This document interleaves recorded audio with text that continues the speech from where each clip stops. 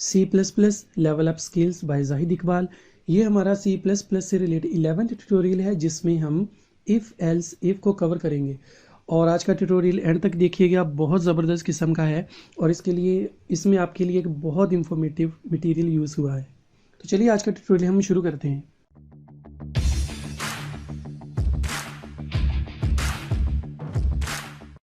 तो if else को understand करने के लिए पहले एक छोटे से सीन को देखें।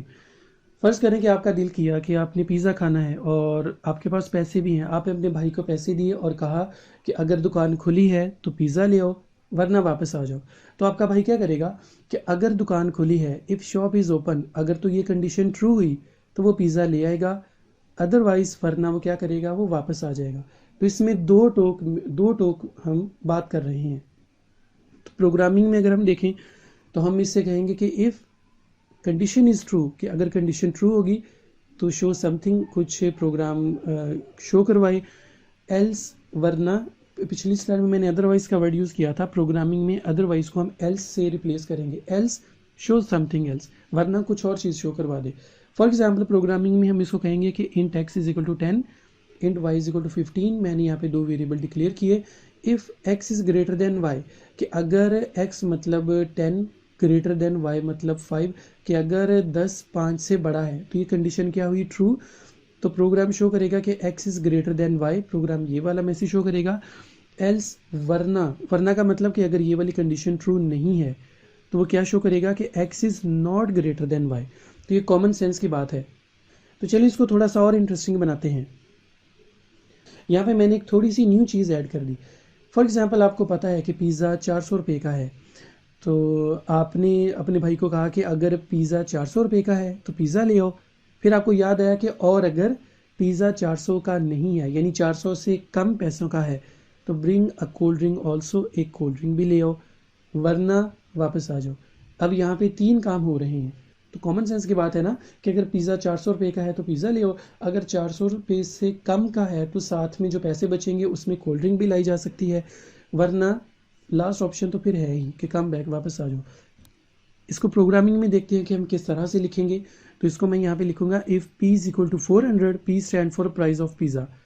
If p is equal to 400 तो कंडीशन में हम लिखेंगे कि इफ़ p इज इक्वल 400, यहाँ पे मैंने डबल असाइनमेंट ऑपरेटर यूज़ किया, डबल इक्वल का साइन यूज़ किया, क्योंकि जब हम सिंगल इक्वल का साइन यूज़ करते हैं तो वो वेरिएबल को वैल्यू असाइन करता है। अगर हम डबल इक्वल का साइन यूज़ करते हैं तो वो एग्जैक्ट इक्वल के मायनों में लिया जाता है। यानी कि if price of pizza exact equal 400, cout bring pizza, pizza ले आओ। एल्स इफ़, अब ये देखिए, अब आपके पास चॉइस है कि और अगर, यानी कि वरना अगर। Else if p less than 400, कि अगर पिज़्ज़ा की प्राइस 400 से कम है। अब आपके पास चॉइस आ गई कि आप एक एडिशनल चीज़ ला सकते हैं। तो एडिशनल चीज़ आपको कहाँ से मिलेगी, वो आपको मिलेगी एल्स इफ़ से। तो एल्स इफ़ फिर एक कंडीशन आएगी, अगर ये कंडीशन ट्रू होगी bring a cold drink also, cold drink भी लाई जा सकती है, वरना आखिरी चॉइस तो फिर है ही एल्स सी आउट कम बैक। हम इसे डेव सी प्लस प्लस में प्रैक्टिकली देखते हैं कि ये किस तरह से वर्किंग करता है। इसको मैं कर लेता हूँ सेव। हमारा आज का टॉपिक है else.cpp। सबसे पहले हम देखते हैं इफ़ एल्स का कॉन्सेप्ट। तो यहाँ पे हम लिखेंगे, यहाँ पे मैं वेरिएबल डिक्लेयर करूँगा int x is equal to 10 for example,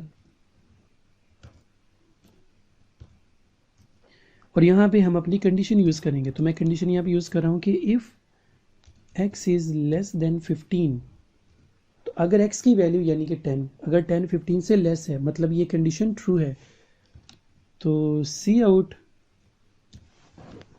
हमें आउटपुट मिलनी चाहिए ट्रू, एंड लाइन। वरना के लिए हम यहाँ पे यूज़ करेंगे एल्स, और फिर हम यहाँ पे लिखेंगे वरना हमें चीज़ शो हो जाए फॉल्स।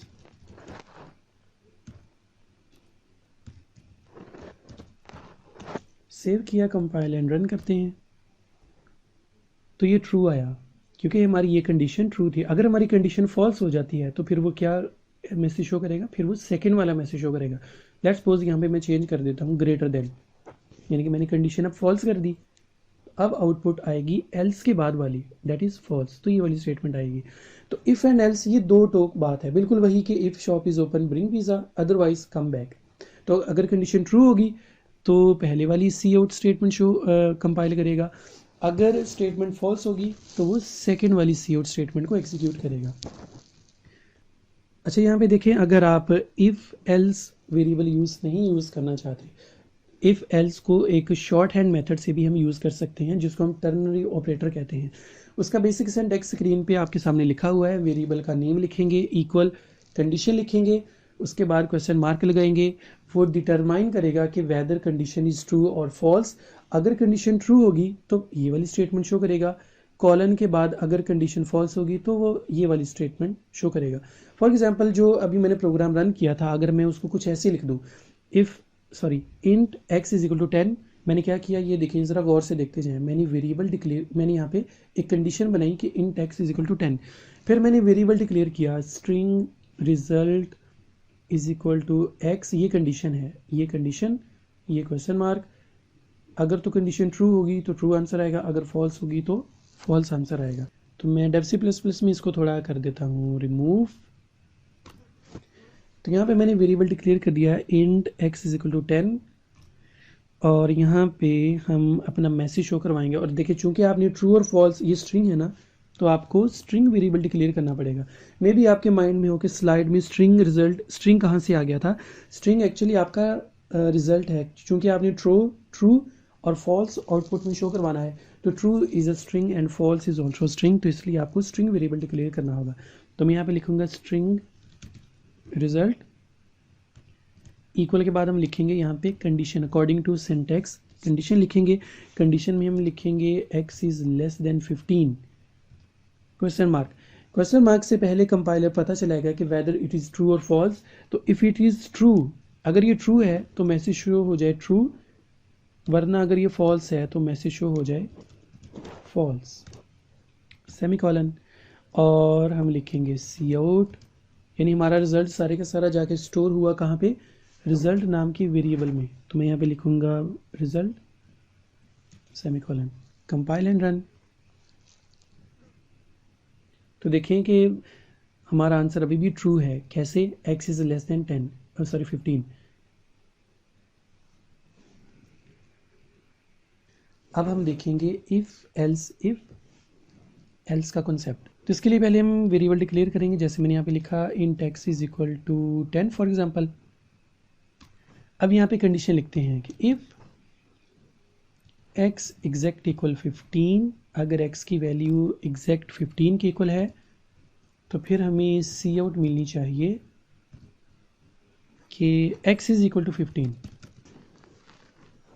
और अगर एल्स इफ, और अगर देखिए इफ़ आ गया फिर आपको कंडीशन लगानी पड़ेगी। अब यहाँ पे मैं लिखूँगा कि इफ़ एल्स के अगर x की वैल्यू ग्रेटर है 15 से, सी आउट में मुझे शो हो जाए कि x इज़ ग्रेटर देन 15, और फिर हमारे पास लास्ट एक ही चॉइस होती है वरना, तो उसके लिए हम यूज़ करेंगे एल्स। ये हमारी सबसे डिफ़ॉल्ट स्टेटमेंट है, सबसे लास्ट स्टेटमेंट है कि अगर पहली कंडीशन भी फॉल्स हो जाए, दूसरी भी फॉल्स हो जाए, तो आ जाके फिर आखिर में क्या चीज़ शो हो जाए, आखिर में ये चीज़ शो होगी कि एवरी स्टेटमेंट इज़ फॉल्स। तो इससे करते हैं कंपाइल एंड रन, फिर मैं आपको डिटेल से समझाता हूँ कि किस तरह से वर्किंग करेगा। तो देखिए एवरी स्टेटमेंट इज़ फॉल्स। अब इसको अंडरस्टैंड करें कि हुआ क्या। तो सबसे पहले हमने वेरिएबल डिक्लेयर किया int x is equal to 10, x की वैल्यू 10 है। कंडीशन आ गई if x is exact equal 15, अगर x की वैल्यू एग्जैक्ट 15 है, जो कि फॉल्स है क्योंकि x की वैल्यू तो 10 है, 15 नहीं है, जिसका मतलब ये कंडीशन आपकी फॉल्स होगी, तो ये वाला हिस्सा एग्जीक्यूट नहीं होगा। फिर कंपाइलर देखेगा कि आगे क्या आ रहा है, आगे आ रहा है कि if x is greater than 15, कि अगर x की वैल्यू 15 से बड़ी है, x की वैल्यू तो 10 है और 10 15 से ग्रेटर नहीं है, तो इसका मतलब this is also a false, this is also false, तो ये स्टेटमेंट भी एग्जीक्यूट नहीं होगी। तो ये भी फॉल्स हो गया, ये भी फॉल्स हो गया, आ जाके फिर एक ही चॉइस है और वो लास्ट वाली चॉइस है। तो इस तरह से वर्किंग करता है इफ एल्स, एल्स इफ। तो ये था हमारा आज का ट्यूटोरियल, जिसमें हमने कवर किया कि इफ एल्स, इफ और एल्स क्या चीज़ है। तो आपको ये ट्यूटोरियल कैसा लगा? अगर आपको किसी किस्म की भी कोई कन्फ्यूजन है तो आप कमेंट बॉक्स में कमेंट कर सकते हैं और अपना फीडबैक ज़रूर दीजिएगा। तो अगले ट्यूटोरियल के लिए अपना ख्याल रखिएगा।